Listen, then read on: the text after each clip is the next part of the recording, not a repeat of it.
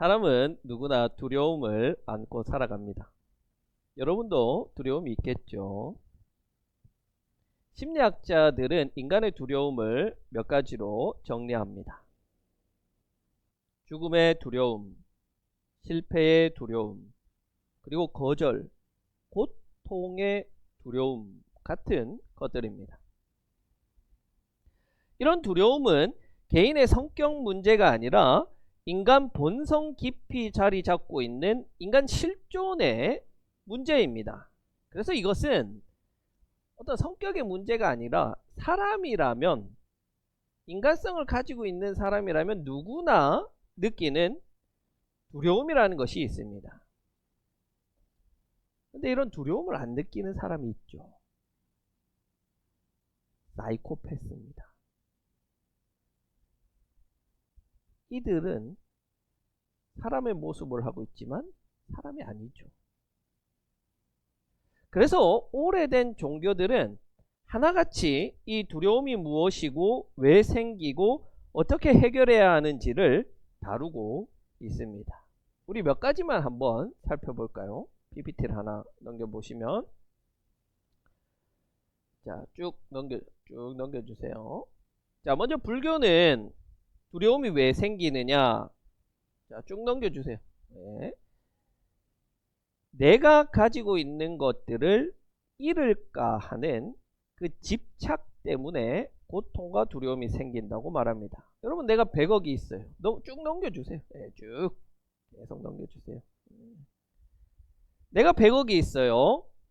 여기에 집착하면 도둑이 훔쳐갈지 혹은 사기를 당해서 잃어버릴까 하는 걱정과 근심에 쌓이게 되죠.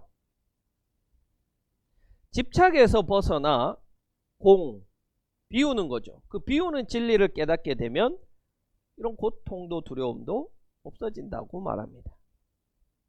자, 힌두교는 무엇이 두렵냐면 바로 업입니다. 업에 의해서 삶이 계속해서 윤회하게 됩니다. 이 윤회는 일종의 처벌입니다. 이 윤회에서 벗어나는 것이 구원이에요. 그래서 윤회의 고통과 처벌이라는 이 두려움이 인간 두려움의 근본이다 라고 이야기합니다. 그러면 이 두려움을 어떻게 없애느냐? 요가를 통해서 없애는 거예요. 그래서 많은 현대인들이 요가를 하는데, 이 요가는 3가지의 요가가 있습니다. 먼저 첫 번째는 두려움을 극복하는 지혜 요가는 깨달음으로 두려움을 극복하는 겁니다. 진리를 깨달음으로. 두 번째는 행위 요가. 행위 요가는 삶으로 실천하는 것으로 두려움을 이겨내는 것이고, 세 번째는 헌신 요가입니다. 바로 신에게 헌신하면서 두려움을 이겨내는 것이죠. 마지막으로 하나만 더 해볼까요? 이 도교에서는 왜 두려움이 생기느냐? 인위적인 것 때문에 두려움이 생긴다는 거예요. 예를 들어서 우리가 순리대로 그냥 인간에게 주어진 본성대로 살아가면 되는데 도둑질을 했어요.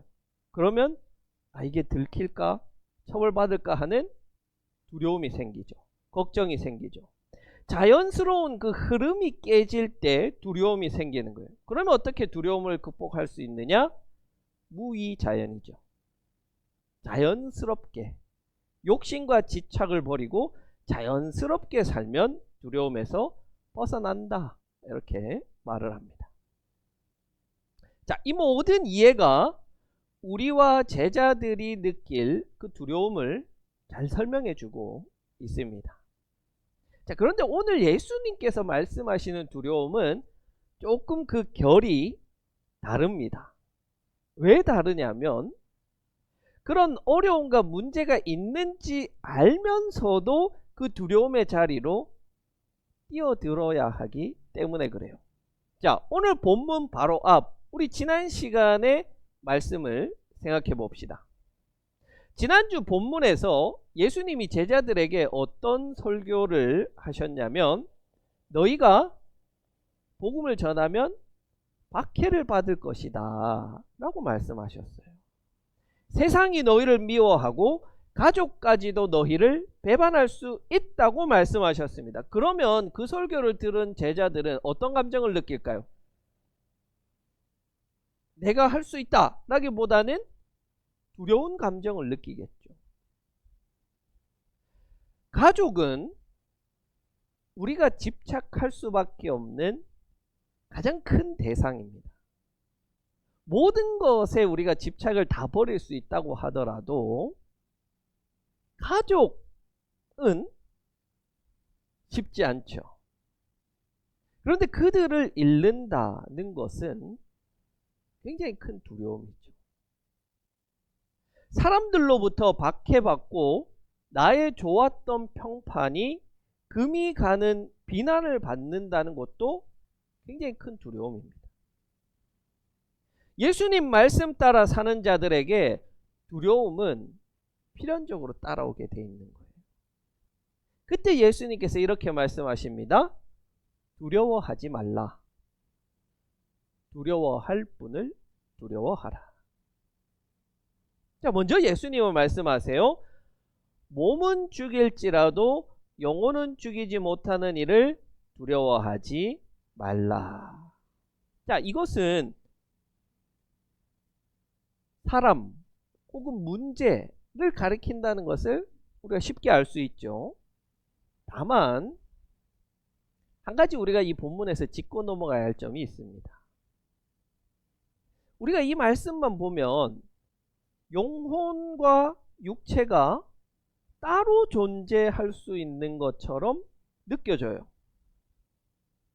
영혼은 안 죽었는데 육체는 죽어. 육체는 안 죽었는데 영혼은 죽어. 이게 따로 존재할 수 있는 것처럼 생각이 됩니다. 그러면 영혼과 육체라는 게 각각 독립적으로 존재하는 것이냐? 그렇지 않습니다. 성경은 그렇게 가르치지 않습니다. 성경은 사람이 죽으면 영혼이라는 것이 딱 육체와 떨어져서 어디 구천을 떠돌다가 귀신이 되거나 천국에 가거나 지옥에 가거나 이렇게 말하지 않아요, 여러분. 성경은 전인적인 존재를 항상 이야기합니다. 성경은 전인적인 죽음을 이야기합니다. 영혼과 육체가 같이 죽는 거예요. 그리고 부활할 때 육체가 부활하는 게 아니고 같이 부활하는 거예요. 우리는 그래서 이 죽어서 천국 간다는 이걸 극복해야 돼요. 이걸. 죽어서 천국 간다는 이 관념 때문에 육체와 영혼을 분리시켜서 항상 생각을 합니다. 이 관념을 극복하지 못하면 영원히 우리는 육체만, 영혼만 천국 가는, 그래서 이 땅에서의 삶은 지옥을 살아도 괜찮은 그런 저급한 신앙에 남아있게 되는 거예요. 자, 본절에서 육체와 비교되는 영혼이라는 것은 실제로 어떤 영혼이라기보다는 정신적인 부분을 가리키는 거예요. 예를 들어서 이런 거죠. 마치 일제강점기나 일제강점기의 독립운동가들이나 민주화 운동을 했던 사람들이 막 고문을 당하고 죽고 또 가족들이 끌려가는 그런 아픔을 당했지만 독립과 민주주의에 대한 그 열망을 꺾지 못했던 것이죠. 그거와 같은 거예요. 초대교회 교인들이 로마 황제의 핍박 아래에서 목숨을 잃었지만 그 사형장의 현장에서는 끝까지 담대하게 신앙을 지킨 것이 몸은 죽지만 그 정신은 살아남아 있는 것을 잘 보여줍니다. 바로 그걸 이야기하는 거예요. 그러면 그들은 도대체 어떻게 그 두려움을 이길 수 있었느냐? 예수님은 두려워하지 말아야 할 이유를 구체적으로 말씀하십니다. 10장 29절 우리 같이 한번 읽어봅시다. 마태복음 10장 29절입니다. 같이 읽습니다. 시작. 참새 2마리가 한 양에 팔리지 않느냐? 그러나 그 가운데서 하나라도 너희 아버지께서 허락하지 않으시면 땅에 떨어지지 않을 것이다. 아멘. 자, 참새 2마리가 얼마?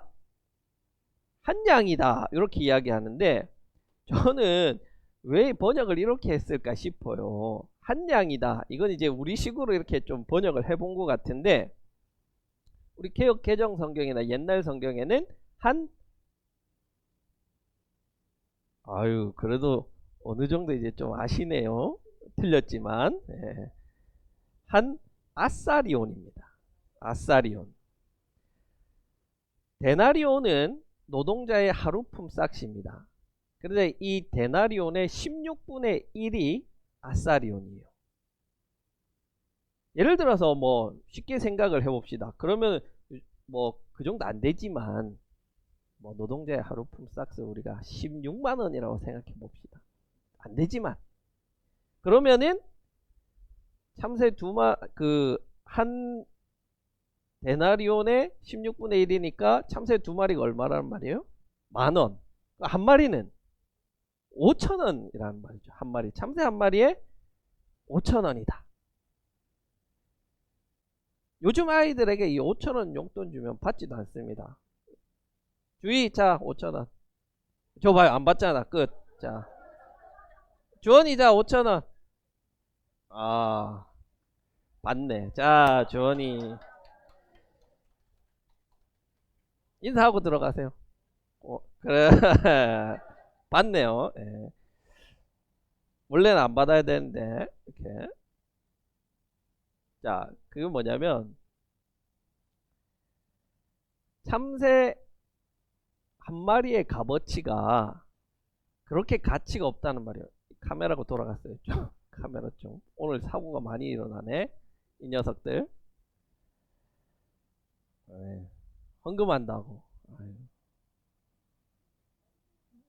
아이고야. 누가 가르쳤는지. 목사님이 누군지. 자, 다시. 참새 한 마리의 가격은 5,000원. 그 말은 그만큼 가치가 없다는 말이에요. 그만큼 하찮다는 말이에요. 여러분, 참새가 밥을 잘 먹나 못 먹나 걱정해 본 적 있습니까? 한 번도 없죠. 왜 걱정하지 않습니까? 지 혼자 잘 사니까가 아니고 그 참새는 나한테 가치가 없어서 그래요. 나한테 가치가 있는 거는 걱정이 되고 두려움이 돼요. 여러분의 자식들 밥 먹었나 안 먹었나 걱정이 됩니까 안 됩니까? 걱정이 되죠. 왜? 나에게 가치가 있는 존재이니까 밥을 먹나 안 먹나 걱정 군심이 됩니다. 가치가 없다는 것은 뭐냐면 관심이 없다는 말이에요. 그렇게 가치 없는 그 참새조차도 하나님께서 돌보신다, 케어하신다. 지난주에 5대살 나락을 추수했습니다. 그렇게 양이 많진 않지만 정성 들여 가꾼 것을 수확하는 것은 항상 기쁨이죠. 그러나 마냥 기뻐할 수만은 없는 것은 이 참새 때문입니다. 참새는 찾아보니까요, 이 벌레보다 곡식을 더 좋아한다. 그래서 주식으로 삼는답니다. 그 중에서도 이 벼를 집중 공략하는데 벼가 다 익어서 여물어지면 딱딱해져 버리니까 이걸 한 톨씩 쪼아 먹어야 되는 거예요. 수고스럽게. 그러면 힘드니까 벼가 익기 전에 수액이 있는 그 머금고 있는 그것을 찾아와서 요 달달한 우윳빛 수액을 쪽쪽 그냥 빨아먹는다는 거예요. 그렇게 수액을 쪽 빨아먹으면 알곡이 되지 못하고 쭉정이가 되어버리는 거죠. 우리가 예전 이맘때쯤 들녘에 가면 꼭 서 있는 게 있죠. 허수아비. 바로 이 참새를 쫓기 위해서 허수아비를 세우는 것이지만 효과가 없죠. 다 알죠. 그래서 요즘에는 허수아비도 세우지 않습니다. 저희 나락도 피해를 많이 입었어요. 우리 농사를 지은 한 집사님은 속상해서 하소연하는데 거기다 박 권사님이 하나님이 우리 집을 통해서 참새도 먹이시네. 부활을 지릅니다.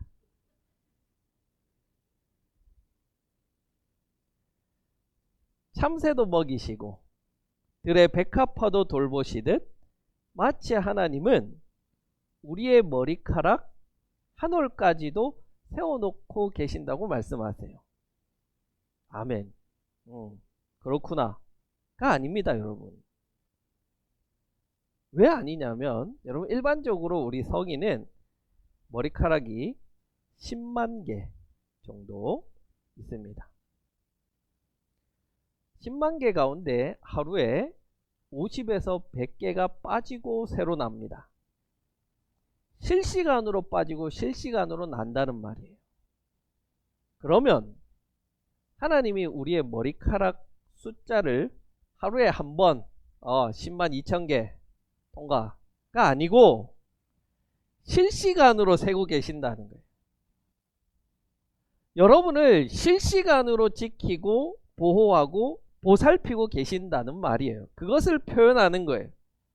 그러니 두려워하지 말라는 거예요. 여러분은 하나님께 참새보다, 많은 참새보다 귀한 존재고 들의 백합화보다 소중한 존재입니다. 그냥 두려움에, 문제에 넘어지도록 던져주시는 분이 아니라는 말이에요. 하나님은 우리의 삶을 세밀하게 챙기시고 돌보고 보살피고 계십니다. 우리 리언이는 지금 두려움이 있을까요? 없을까요? 두려움이 없어요. 이제 걸어 다니면 막 사고 치고 막 이제 집에 다 부수고 할 거예요. 그렇죠? 두려움이 없어요. 왜? 엄마 아빠가 옆에서 딱 붙어서 챙기고 돌보고 보살피고 있잖아요. 그래도 사고는 칩니다. 그러나 두려움 없이 사고 치죠. 괜찮잖아요. 엄마 아빠 옆에 있으니까. 우리도 괜찮잖아요. 그렇게 챙기고 돌보시는 하나님이 있잖아요. 하나님의 은혜는 정말 세밀하게 우리의 인생에 관여하고 조절하십니다. 우리가 그것을 사실 다 알지는 못해요. 이 갓난아기가 부모가 나를 그렇게 챙기는구나 알지 못해요. 그러나 보이지 않는 그곳에서 항상 나에게 관심을 가지고 보살피고 있다는 것은 아이를 키워본 우리는 다 아는 것이잖아요. 시간이 지나서 뒤돌아보면 정말로 하나님께서 내 삶에 역사하셨고 보살피고 돌보셨구나 라는 것을 고백할 수밖에 없지 않습니까? 그러니 지금 여러분에게 있는 문제도 시간이 지나 돌아보면 하나님의 역사와 은혜 가운데 지나갔음을 고백하게 될 것입니다. 여러분, 너무 문제에 매몰되지 마세요. 너무 문제에 집착하지 마세요.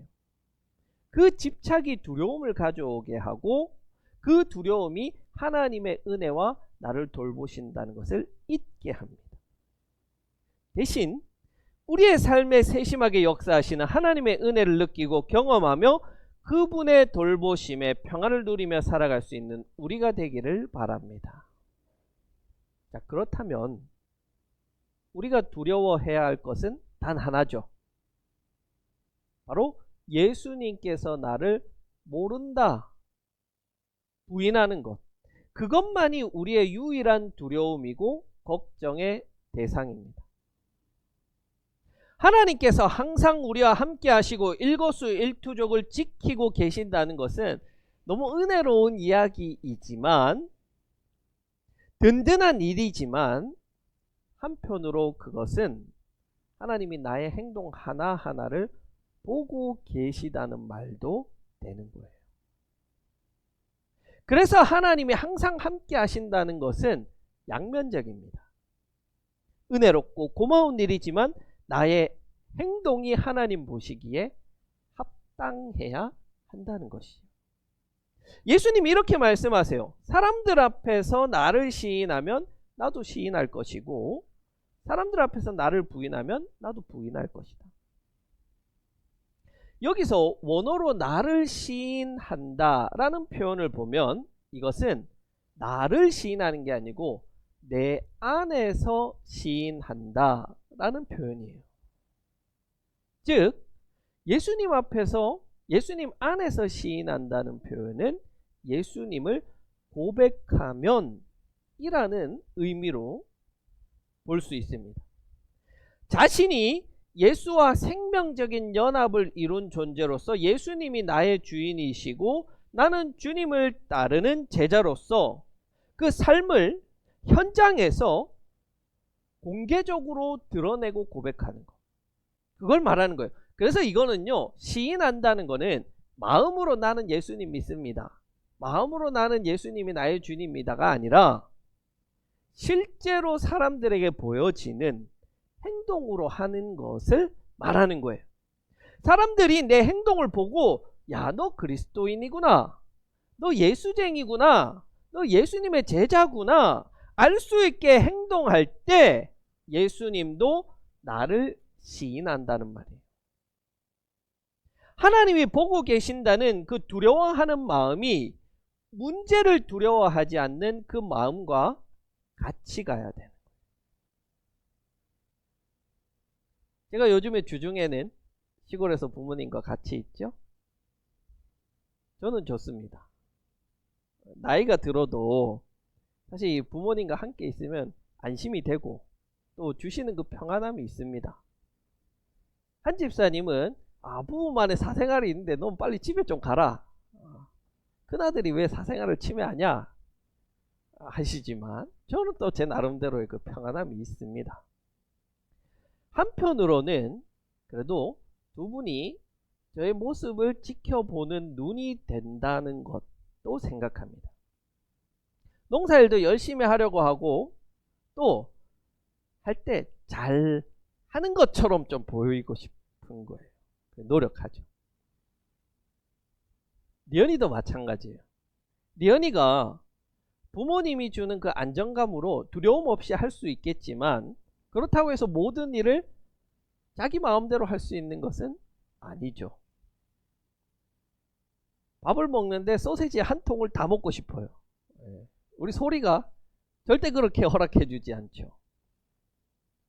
만화 영화를 하루 종일 보고 싶어요. 아빠가 허락해 주지 않죠.